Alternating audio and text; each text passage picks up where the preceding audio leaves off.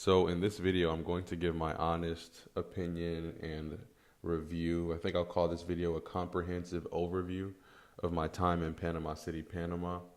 I want to create this video as honest as possible for those of you that are looking to go to Panama.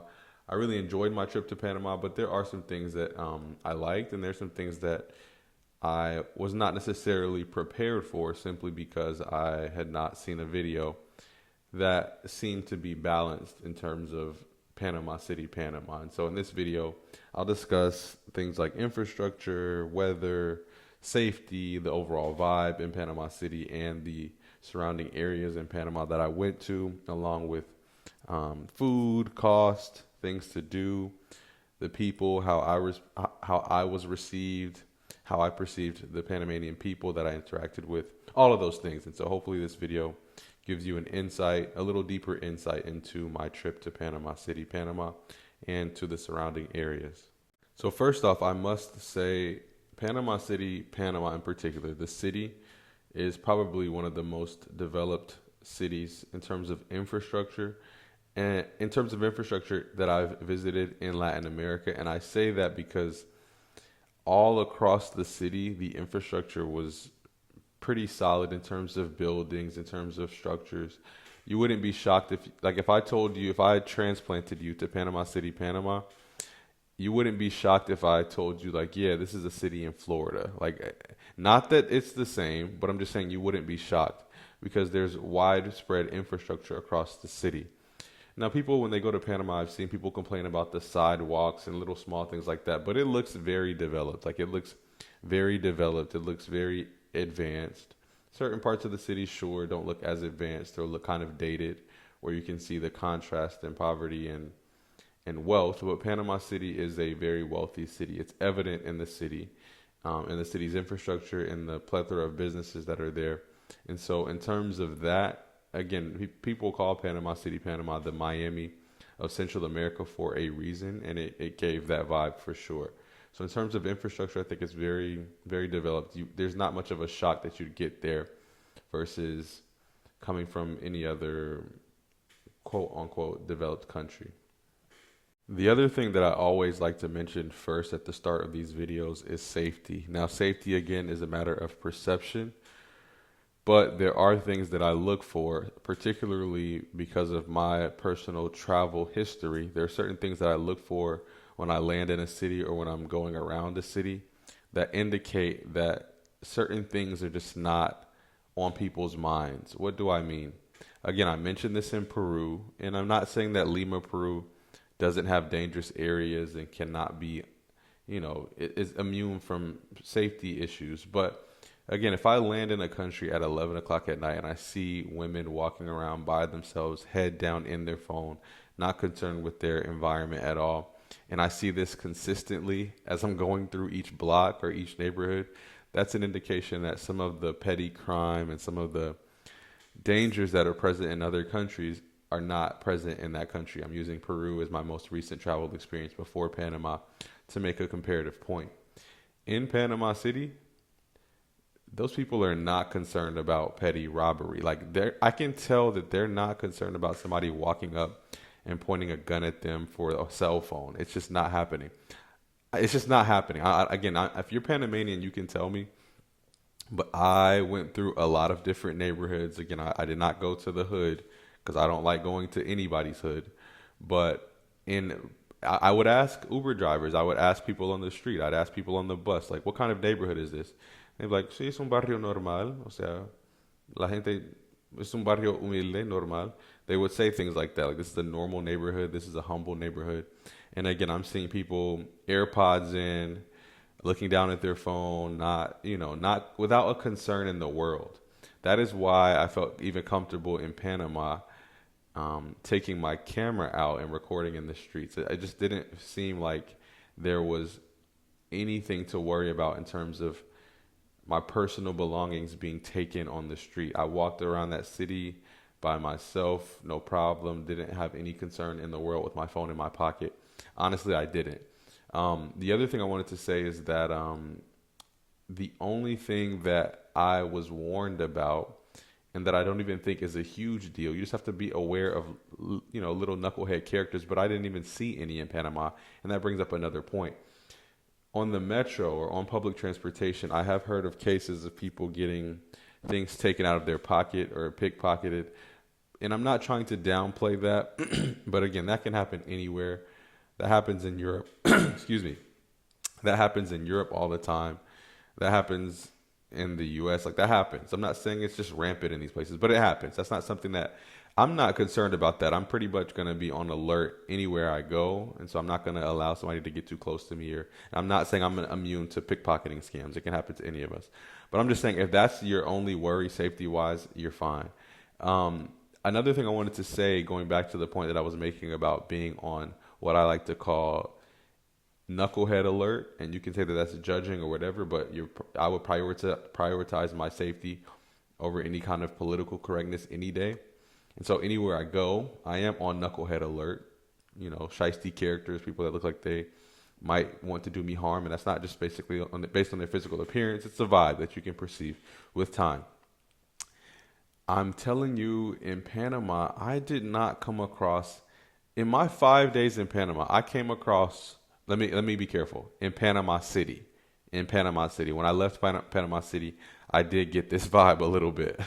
But in Panama City in particular, I did not come across anyone with even a slight hint of knucklehead energy, of criminality energy, of I might do you harm energy, of staring at me aggressively energy. I did not come across that at all. It was only one person that gave me that vibe, and I couldn't even tell if he was staring at me that way because he was just like, I can tell you're not from here, or I can tell you're a foreigner. But I only got that look one time in the entire city. And again, I'm taking the bus. I'm talking hours on the bus, hours on the metro, going all around the city. I just did not see any dangerous looking characters again in Panama City, Panama. I have a video coming out where I talk about what happened when I went outside of the city, and in that case, I did see some of those characters. So yeah, safety wise, I'd say Panama City, as long as you stay in the recommended areas, even if you avoid the recommended areas and you go to the outskirts, again, the safe outskirts. There are neighborhoods that Panamanians will tell you not to go to, like San Miguelito. Don't go to San Miguelito. The Uber drivers even told me they don't go to San Miguelito unless they're with a friend that is known there. So again, if locals are telling you that, don't go there. There are neighborhoods in Atlanta that I would tell you, don't go there walking around by yourself. Not that anything will happen to you. Of course, you could walk and be fine, but why are you playing with danger? Why? And so Panama overall is just safe, very safe. Panama City. Let me speak on the city. Panama City, safe. So the next thing that I'm going to discuss is the weather in Panama City, Panama, and in all of I can't say all of Panama, but in Panama City, Panama, as well as on the, I think it was the Atlantic coast that I went to. Guys, Panama City, Panama is the hottest place that I've ever been in my entire life. I don't know if it's the hottest in terms of just sheer temperature, but it's the hottest in terms of your body's response to the combination of heat, direct sunlight, and extreme humidity. I'm not somebody that complains about humidity, for example, in Georgia or in Florida in the summer. I've been in southern Florida, Tampa, Florida, Miami, Florida, Key West, Florida, 100 and something degrees with humidity, and I've been fine. I've been to the Bahamas in the middle of the summer. I've been to Jamaica in the middle of the summer. I've been to Cartagena, Colombia in the middle of December when that heat is just blazing. Nothing compares to Panama City, Panama. Those of you that have been in a humid climate, maybe in the United States or somewhere else during the summer, you know how you leave your house and you immediately start sweating?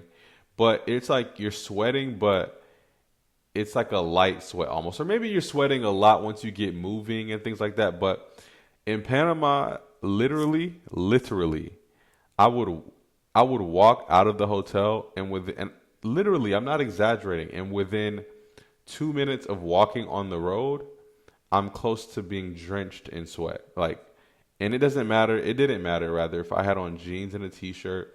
I thought that might have been the culprit at first. So I'm like, look, I know this is not customary here. I know I'm going to be pointed out as a foreigner by walking around in like athletic gear, which is stereotypically something that gringos do. But I was like, I don't care. I can't suffer through this heat like this.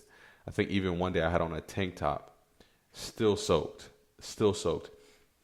Guys, it got so bad that I was low key stranded in the city when I went to their main park. I went to their main park. I can't remember the name of it, but I went to their main park and for an event. I forgot to bring my camera, so I didn't record it, but I went there for an event and I was just sweating so bad that I called an Uber. And when the guy came, I literally told him, like, my apologies, your car looks too nice, it looks too new. I'll just cancel this Uber because I don't want to ruin your seats. I was that sweaty. Like, I didn't even want to get into someone's Uber because it was the heat and humidity combination with the direct sunlight was just so extreme. It's the hottest in combination with humidity and just direct sunlight. It's the hottest I've ever been. Again, I kind of like that. I like that weather. I much prefer hot weather. I much prefer summer. I'm a June baby. I prefer summer over any other season. But this was just uncomfortably extreme. Like you can't even walk out without being sweaty. The irony in all of this, though, is that you'll see Panamanians walking up and down the street without a bead of sweat on their forehead. They're not even sweating. Like you walk out, you're dying, you're drenched. People are staring. I remember, sorry. I remember walking through the bus station and people are looking at me like, bro, why are you sweating so much? Like, relax. Like, why are you sweating so much? And they're all just like in jeans, some of them in hoodies, book bags on, and they're not sweating at all. And so I talked to one of the Uber drivers, this super nice lady, on my second to last day. And she was just like, yeah, it tends to happen when you foreigners come. And she was like, but believe it or not, if you stay here long enough, your body kind of adjusts to it and you get used to it. And she's like, and I kept telling her, I'm like, yeah, but you guys all wear jeans and like long pants. And a couple of my Uber drivers had on hoodies. And I'm like, what is up with that? Like, and she was just like, yeah, we just get used to it. Uno se acostumbra.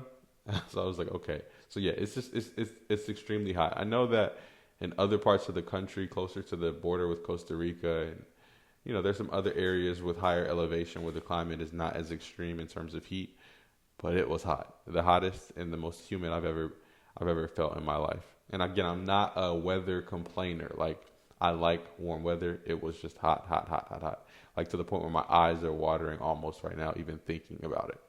So this section of my review is where I think I might start to say some things that are a little controversial. Not on purpose. Again, I'm prioritizing honesty here because these are things that I would have liked to know before I went.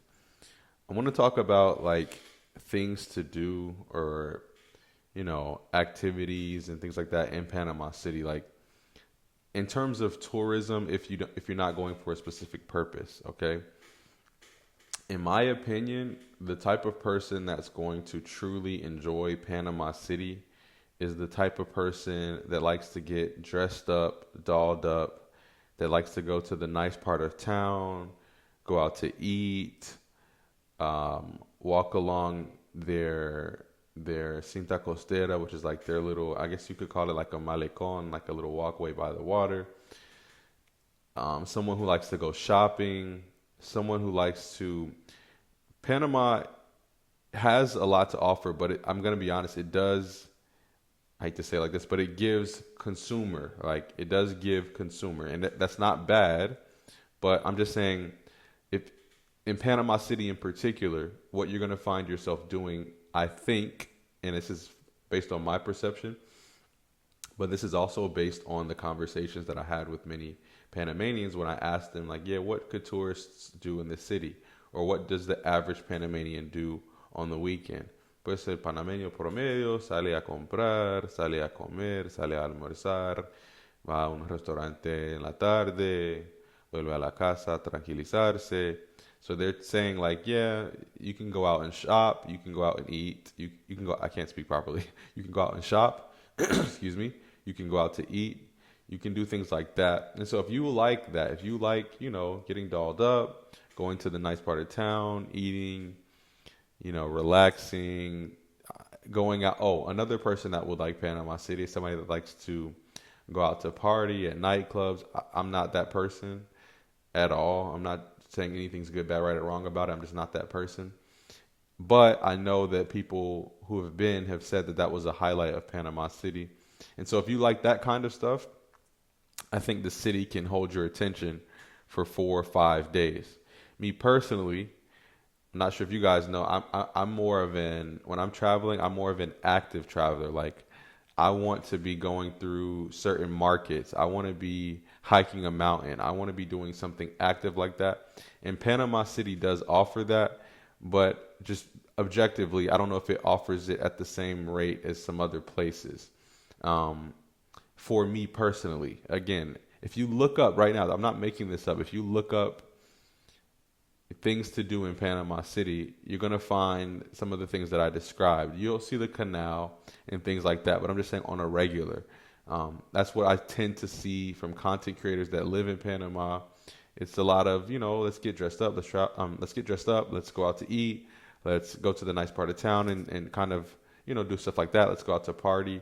And those things are fine, but me personally, it doesn't really align with my hobbies and interests. And so I much prefer, to go to the little local side of I'm a hole in the wall restaurant type of person versus a fine dining type of person. I like fine dining every now and then, but it doesn't do it for me like going to a hole in the wall Jamaican restaurant does for me. And so that's just something to consider. What type of person you are. If you know you like that, get dolled up, get dressed up. We go out on the town, we eat, we do that kind of stuff. I'm repeating myself, wow. But if you're that type of person, Panama City fits right up your alley. You're going to love it.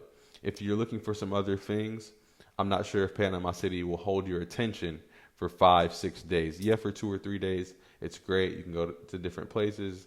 El Mercado de Mariscos, you can go to different places, but I just don't know if it will hold your attention for that long if your interests don't align with the things that I just said there.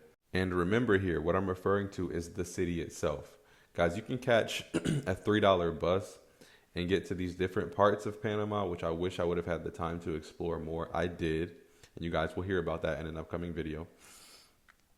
But in other parts of Panama, you can get what I'm describing. I'm particularly talking about Panama City, and I want to be clear. This could be said about where I live, my own home city. Like, I live in Metro Atlanta. Let me be careful. I live in the suburbs of Atlanta, and I don't know really if the average person who's looking for a true tourist experience is going to get that coming to Atlanta. Like, I don't view my own city as like a touristic city. I view it as a great place to live. And again, this is the example of the parallel that I'm making with Panama City. I think if you live in Panama City and you have, you grew up there and you have your friends there and you have social connections there, it doesn't matter if there's not all this stuff to do. Because, you can, and I'm not saying there's nothing to do in Panama. You guys get my point. I'm just saying I don't view Panama City itself as a very touristic city, just like how I don't view Atlanta as a very touristic city unless you have certain interests or you have certain things that you want to do in there based on what I just described a few minutes ago. That again goes for Panama City or for Atlanta. You leave Panama City, there are a lot of other things that are offered to you that I think people with different interests would be interested in. The next thing I want to talk about is how Spanish is spoken in Panama. Panama has a very unique Spanish that's spoken there. It's very unique, guys. It's very unique because what I found in Panama is like a transitionary zone geographically, but also linguistically. Because I found that those of you that understand what I mean and that have developed a certain level in your Spanish will understand what I mean. Do you all know how Central Americans, when they speak Spanish, Central Americans and Mexicans, when they speak Spanish, the sounds cut, like they cut. I call it chiqui-chaki, like chippy-choppy Spanish. Like the sounds cut versus, and again, that's Central America, Mexico, versus a place like the Dominican Republic, places like Colombia, places like Venezuela. The sounds bounce. Hopefully you guys get what I'm saying there, okay? Again, Central America and Mexico, the sounds cut, And then in Colombia and the Caribbean and places like that, the sounds bounce. And what I noticed in Panama is like the Spanish is kind of like a mix of that. Like, yeah, they have the traditional, stereotypical Caribbean characteristics in their Spanish where those S's are not pronounced. Again, you guys know this stuff at this point. You've seen me speaking with the Panamanians. They've got that Caribbean vibe to their Spanish, and it can be difficult to understand for that reason. For some people, for me, no, I understood them all. But for some people, it can be difficult to understand for that reason. But at the same time, they do have this cut, this intonation that's very sharp at the same time when they speak. And so it's very unique. Panamanians do speak with a faster cadence than I would say you'll find in, I don't know, in Costa Rica. I've not been, but I've spoken with Costa Ricans, or Colombia. They do speak a little faster. And I know I've heard expats and travelers always say, oh yeah, that Panamanian Spanish is so difficult to understand. I'm not going to lie, I have not spent a lot of time consuming Panamanian specific content, but I was able to understand them fine, understand them pretty well. Again, they do have those sounds that you have to familiarize yourself with, but it's nothing that's like a huge challenge if your Spanish is intermediate to advanced. If you're a beginner, I could definitely understand why it would be difficult to understand Panamanians, but experiences like that are what help us grow. I had that experience as an intermediate or beginning learner when I went to the coast of Colombia and realized, like, oh, I don't understand when someone says "pa que pruebe, oíste." I didn't understand. I didn't understand what that meant, but with time you get it. So the Spanish is cool. I really like the way that they speak as well. Certain Spanish accents. Well, I can't speak now. The irony of messing that up. Certain Spanish accents me dan placer. Like, they just sound good to me. They give me pleasure. And the way Panamanians speak does do that for me as well. So the final point that I'd like to make in this video is about the Panamanian people. Guys, I've mentioned this before. I never like to speak about people groups in the aggregate. Like, Panamanians are like this. Colombians are like this. People from the South are like this. People from this place are like that. I find that to be very it's just inaccurate. And so I'm not going to say any blanket term about Panamanians here, because I think, again, in every people group, in every nationality, in every ethnicity, you've got cool people, you've got annoying people, you've got smart people, you've got ignorant people. What I will say is, at first, guys, for the first day or two in Panama City, I was not vibing well with the people. I was not. What I felt, and Panamanians that are listening, before you get into the comments, I was wrong. I'm gonna make a point. This is a long-winded point, but I will make a point. I'm not saying anything negative about Panama or Panama City in particular, but I was not feeling the vibe of the people. And the reason why is because, again, all of this stuff is personal. It's all my personal opinion. And so let me give you some context for me. Where I'm from in Metro Atlanta and in Georgia, and where I live right now in Georgia, it's customary to say thank you when someone holds the door for you. It's customary, if you catch eye contact with someone, to say, hey, how you doing? How's it going? I'm used to those things. Again, if you're in a city in the Northeast right now and you walk out and it would be weird for someone to speak to you, or you're accustomed to people not saying please and thank you, ignore what I'm saying right now. We're coming from a different cultural context. And so what may rub me the wrong way may be normal to you. But again, I'm giving you that context for me. I'm used to speaking to people when you see them, and not everybody, but if we look at each other for more than 3 seconds, I'm going to speak. I'm used to people holding the door for each other. I'm used to, if I'm in the line, or if we get to the line at the same time, I'm used to saying, hey, no problem, you go ahead. Like, things like that, which, again, for me, I'm aware that my perception of reality is not shared by everyone. But to me, those are normal, and those highlight a friendly society, in my opinion. And that's not specific to Georgia, because I've experienced that in other parts of the United States. I experienced that in Colombia. I'm not trying to compare the countries, but I experienced that in Colombia. You're walking down the street in Colombia, people are saying, buenas, joven, ¿cómo le va? ¿Todo bien? Ah, que tenga buen día. Those kind of things, those customary things that kind of make you feel the warmth in a place. For my first 2 days in Panama City, I was not feeling that. I was actually feeling the opposite. I saw a lot of arguments amongst Panamanians, like in different places of business. I was holding the door for people and they weren't saying, they were just like walking slowly through the door and ignoring me, not saying thank you. I was in a specific place where it was like first come, first serve for seats, where you had to wait for someone to get up and then you'd have to try to get that empty seat if you wanted to eat, basically. I'm not going to tell you where I was. And I literally witnessed for about 15 minutes, because I'm not the type of person that's going to try to fight over an empty seat. Definitely not in a foreign country.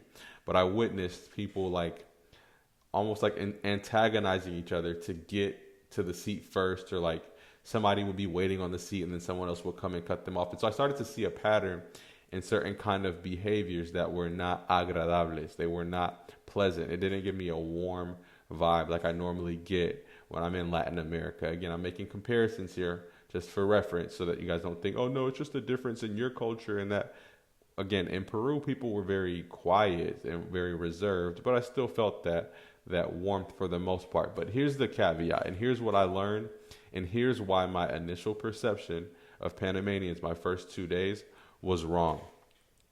I'm going to make a comparison to my city of Atlanta, Georgia. Again, I live in the outskirts. I was born like 10 minutes from downtown Atlanta, though. But either way, if somebody comes from California or from Missouri or from Las Vegas and they come to Atlanta and they stay in an area that's recommended for tourists to stay, which would probably be like near Lenox Mall or in certain like luxurious, super nice, super affluent parts of the city, they are not going to, and I'm sorry if you live in one of those areas, but again, I frequent these areas in my city. If you come to Atlanta and you stay in one of those areas, yes, you're staying in Atlanta, but you're not really going to get the warm Georgia Southern hospitality vibe that you would get if you were to venture out from that area. And so you might come to Atlanta and be like, oh my gosh, people are rude. I'm not saying everybody in the nice parts of Atlanta are rude. I'm just making a point. But people are rude. People are pretentious, materialistic. I hear these things about Atlanta. But then if I ask someone like, yeah, well, what part of the city did you stay in? And then they tell me, I'm like, duh, people over there are like that. Like, yeah, people aren't going to be saying how you're doing, young man, and how was your day? You're not going to have that warm Southern hospitality in certain neighborhoods. And the double-edged sword is that tourists get recommended to stay in those areas. Why am I talking about my own city when I should be talking about Panama City? Here's what happens in Panama City. People, and I have to give a shout out to a YouTuber that I follow. Give me 1 second. I'm going to find his name. Yeah, so shout out to Future Flyness, Jabril Future Flyness. He made a good video talking about this. What happens, he didn't talk about this in particular, but he mentioned something that highlighted such a good point to me. And he actually posted this video while I was in Panama, and it completely changed my experience in Panama. What happens is the touristic neighborhoods that Panamanians are going to recommend you to stay in, or online, the places where you're going to be recommended to stay in, are the bougie, uppity, and I hate to say this, pretentious neighborhoods of the city. It's where it kind of attracts that type of person in terms of Panamanians. And I'm not saying you're pretentious or bougie if you live in these areas, in these super touristic areas in Panama City, but I'm just saying there's a certain vibe, okay? And that's where you tend to get the people that are not the nicest, that are kind of rude, that are kind of pretentious and in their own world and things like that. And again, nothing against them, but I just personally don't like that vibe. When you leave that though, the day that I went to their bus station, I'm like, oh my gosh, this is what I've been hearing so much about, the warmth of Panamanians. I'm opening the door, letting people through. Gracias, joven. Muchas gracias. Que te vaya bien. ¿Cómo le va? People are asking me questions. I'm sitting down at their little cafeteria in their bus station. I'm getting couples next to me, talking to me, asking me questions. I'm like, oh my gosh, I wasted 2 days just staying in these super touristic neighborhoods, in these super bougie neighborhoods where the people are not really my type of people. And I'm not saying if you're affluent, you're not my type of person. Again, I'm rambling a little bit, but you guys know how I do on this channel. Just for reference, right? I remember years ago, I used to tutor math for this family of this super well-renowned surgeon in Atlanta, and he's just like a super famous surgeon, super affluent. And I went to the gym one day, and at the time I was at a gym that had like a $10 membership, a little rinky-dink gym. And this doctor, this surgeon is in there working out. I'm like, man, what are you doing working out here, man? You have a private practice. You're a surgeon. He's like, I just like working out with normal people. So I'm not denigrating people that are affluent. I'm denigrating a mentality that it does not correlate with affluence. But either way, when I got to these different neighborhoods, I'm like, oh, this is what Panamanians are like. They're cool. Yeah, they're more reserved. They may not be as warm as some of the other countries that I've been to, but they're cool. Like, they're not the vibe that I was getting initially. And guys, I didn't mention this, but this same phenomenon happened to me in Peru, and it happened to me in Bogota, Colombia. I did not mention this in those videos. And the reason I didn't mention it is for a specific reason. But in Peru, my brother and I stayed in a super ritzy part of Lima, and I was not liking it at first. It wasn't until our local friends, that family that we stayed with, they took us from there, and they were like, look, we're going to Gamarra. And we went to the normal neighborhoods, or the regular neighborhoods, with people that are just, nice, and business owners, and just regular folks that speak and that have, a different vibe. And so I started to love Lima. The same thing happened in Bogota. Sharon was like, yeah, Michael, you're staying in La Parte Gomela. And then she took me to the regular parts of the city. Again, this is all personal preference. You may like that bougie vibe when you travel. And I'm not saying bougie with a negative connotation. I'm just being descriptive here. And so here's the dilemma for me in Panama. I had a guide in Panama, but that person flaked, unfortunately. And so I was left to my own devices to try to find these low-key, chill, nice, safe, but environments with regular, nice people. Because, again, I think this is true across the board. I don't think this is specific to any specific country. You're going to find parallels with what I'm describing here in all countries. And so that's another reason why I always mention when I travel, I like to have somebody from the city that can show me around, because they could have helped me avoid what I was experiencing. Somebody that's local, when I land, they could have been like, okay, yeah, Michael, you're staying in the super, super bougie part of town, but like tomorrow, I'm going to take you to where normal Panamanians are. Not dangerous. I'm not taking you to the hood, but just where the average Panamanian, spends their time. And so that's the point I wanted to make there. Again, initially I started to feel like, maybe this is not my vibe. But with time, I started to expose myself to other parts of the country. Other parts of the city, as well as the country, but other parts of the city. And that's when you started to get that, hey, how's it going? People speaking to you, strangers, talking to you. It was a much more pleasant experience getting out of the super touristic zones. Two other random points that I'd like to highlight here that I forgot to mention as I was recording the other parts of this video are, one, how I feel like I was perceived amongst the Panamanian people in terms of blending in and all that kind of stuff, and in terms of the way that I spoke Spanish, along with just something else that I noticed in terms of the nationalities that were very, visible and present in Panama during my time there. In terms of the perception of me, depending on what I wore and depending on the neighborhood that I was in, there were times where people would just speak to me in Spanish and they wouldn't even ask where I was from. So meaning they might, so basically, again, if I'm in a certain area that is frequented by a lot of different people, I can't even say I'm stuttering here because I'm trying to find a pattern in terms of my experience when people would suspect that I was from the United States versus when they would suspect that I was Panamanian versus them suspecting that I was from another country. And I was trying to correlate that with the way that I, with whether or not that happened before or after I spoke Spanish or what part of the city I was in. But to be honest, it was hit or miss. There were times where people assumed that I was Spanish speaking. I could tell because of the way that they immediately spoke with me. So they either assumed that I was Panamanian or that I was from another Spanish-speaking country, because there was no hesitation in them speaking to me. There was no look of like, oh, he's a little different. That was like 33% of the time. In the other third of the time, I could tell just like when I would walk up in certain places or if I were walking on the street, I could tell by the looks people were looking like, yeah, he's not from here. Like I can tell either by his clothes, by the way he's walking, by the way he's acting. He's just not from here, and I could tell that.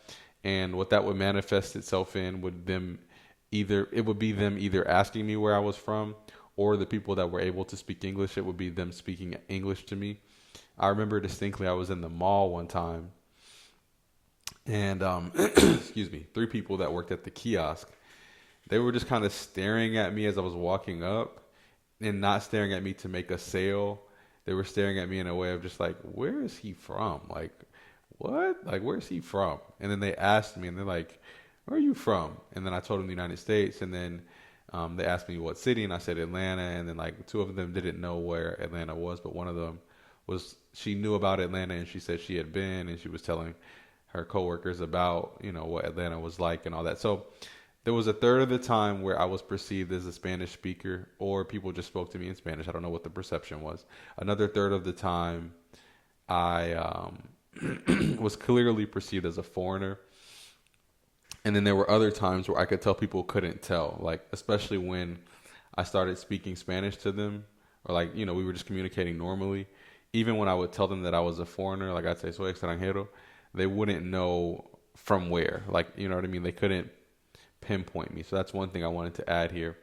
And then the other thing that I wanted to add was just something that stood out to me was that, Panamanian culture, of course, was prevalent out there. But I did notice a large, I don't know if it's large, but there was a significant Asian population all throughout Panama City. I saw what looked to be like a Middle Eastern Panamanian community. I saw a lot of I met a lot of Jamaicans, like a lot of Jamaicans. I cannot tell you how many Jamaicans I met, and I'm not talking Jamaican descendants that are Panamanian at this point through generations, nationality. I'm talking like Jamaicans that grew up in Jamaica that moved to Panama as adults for work or for certain reasons. Like I met a lot of Jamaicans like that. So that was another thing that just stood out to me, and I would talk to them a lot about that. And I think part of that is because I think I could be wrong, but I know that Panama has visa-free travel, and I think residency possibly for Jamaicans. And so that was another thing that I just noticed that I saw a lot as well. There's a lot of diversity in Panama for sure. So with all of that said, that is my comprehensive review of my experience in Panama City, Panama. Again, this was specific to the city. And again, I must emphasize this is all specific to me, my personal tendencies, my propensities. This is all specific to what I like when I travel, what I perceive when I travel. And so if you agree with any of the things that I've said here, please let me know in the comments below. If you disagree, again, I'm just trying to give you an honest, quote unquote, review of my experience based on who I am as a person. And I plan to do this with a few other countries sooner rather than later. And going back to the point about traveling, what I would like to do is I would like to continue to travel to kind of be like a little scout for those of you that do decide to, take on the journey of traveling to immerse yourself in Spanish-speaking countries. That would be a cool purpose, un propósito bacano. That would be a cool purpose for travel in the future. Kind of go out and scout different places and let you guys know how the travel experience may or may not be from my experience. But either way, let me know what you guys think in the comments. Please provide me with any feedback that you can, and I hope to, I'll be sure to read all of those, and I hope to keep you guys entertained with my next video about my journey to Colón, Panama. I think that will be my last video. Ciao, chicos. Hasta la próxima.